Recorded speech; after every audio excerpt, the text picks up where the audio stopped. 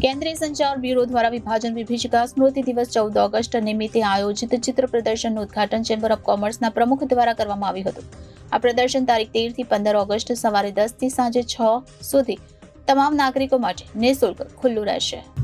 દક્ષિણ Gujarat chamber of commerce and ઇન્ડસ્ટ્રીઝના પ્રમુખ વિજયભાઈ મેવાવાલાએ આ ચિત્ર પ્રદર્શનનું ઉદ્ઘાટન કર્યું હતું. આ પ્રસંગે તેમણે જણાવ્યું હતું કે નવી પેઢીને આઝાદીની કિંમત સમજાવે તેવું આ ચિત્ર પ્રદર્શન છે. વિભાજન સમયે લોકોએ જે રીતે પોતાનો જીવ બચાવવા માટે બધું છોડીને જે રીતે ભાગવું પડ્યું હતું તે ચિત્ર જોઈને અત્યારે પણ કંપારી છૂટી જાય છે.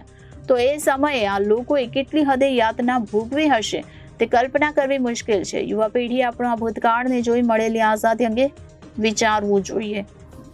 કાર્યક્રમ દરમિયાન શૌર્ય ગીત અને ચિત્રકામ તેમજ પ્રશ્નોત્તરી સ્પર્ધાના વિજેતાઓને પુરસ્કાર અને પ્રમાણપત્ર એનાયત કરવામાં આવ્યા હતા. આ કાર્યક્રમમાં ચેમ્બર ઓફ કોમર્સના ઉપપ્રમુખ નિખિલભાઈ મદ્રાસી, સેક્રેટરી નીરવભાઈ માંડલેવાલા, ખજાનચી મૃણાલભાઈ શુક્લ ઉપસ્થિત રહ્યા હતા.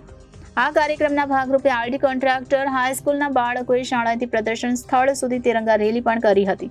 તેમજ પ્રદર્શનની સાથે પોસ્ટ ઓફિસ નાનપુરા દ્વારા પોસ્ટ વિભાગ અને તેની વિવિધ યોજનાઓ તેમજ ફિલાટેલી જેવી કામગીરી વિશે લોકોને માહિતી આપવા સ્ટોલ તૈયાર કરવામાં આવ્યા હતા. આ પ્રદર્શનમાં દેશના વિભાજન સમયે લોકોએ ભોગવેલી પીડા, તેમણે કરેલા સંઘર્ષના વિવિધ ફોટોગ્રાફ્સ, તે સમયના અખબારોમાં પ્રકાશિત થયેલા સમાચાર અને વિવિધ દસ્તાવેજોને અહીં પ્રદર્શિત કરવામાં આવ્યા છે. આ પ્રદર્શન તારીખ 13ના સવારે 11 થી 6 તેમજ તારીખ 14 અને 15 ઓગસ્ટના સવારે 10 થી સાંજે 6 વાગ્યા સુધી નાગરિકો માટે નિઃશુલ્ક ખુલ્લું રહેશે. આ કાર્યક્રમને સફળ બનાવવા ક્ષેત્રીય પ્રચાર અધિકારી ઇન્દ્રવદનસિંહ ઝાલા, રોશન પટેલ અને અમૃતભાઈ સોનેરીએ જહેમત ઉઠાવી હતી. હું ઇન્દ્રવદનસિંહ ઝાલા, ક્ષેત્રીય પ્રચાર અધિકારી, કેન્દ્રીય સંચાર બ્યુરો, માહિતી અને પ્રસારણ મંત્રાલય, સુરત. અમે અહીંયા આજે તારીખ 13 થી 15 ઓગસ્ટ સુધી વિભાજન વિભીષિકા સ્મૃતિ દિવસને અનુસંધાને ચિત્ર પ્રદર્શનનું આયોજન કરેલું છે. આ ચિત્ર પ્રદર્શનનું આજે ચેમ્બર ઓફ કોમર્સના પ્રમુખ વિજયભાઈ મેવાવાલાના હસ્તે ઉદ્ઘાટન કરવામાં આવ્યું. પ્રદર્શન 3 દિવસ તમામ નાગરિકો માટે નિઃશુલ્ક ખુલ્લું રહેશે. આ પ્રદર્શનની અંદર વિભાજન સમયની જે હાલાકી ભોગવેલી છે આપણા ભાઈઓએ, એ સમયની ક્રૂરતા, એ સમયની તકલીફ, એ બધાનું અમે વિવિધ ફોટોગ્રાફ્સ, વિવિધ રાજનેતાઓના ફોટોગ્રાફ્સ, વિવિધ અખબારના કટિંગ્સ, એ બધું અહીંયા રજૂ કરવામાં આવ્યું છે. આ સાથે જ અહીંયા પોસ્ટલ ડિપાર્ટમેન્ટનો એક સ્ટોલ ઊભો કરવામાં આવ્યો છે, જેમાં પોસ્ટલ ડિપાર્ટમેન્ટની કામગીરી વિશે માહિતી આપવામાં આવે છે.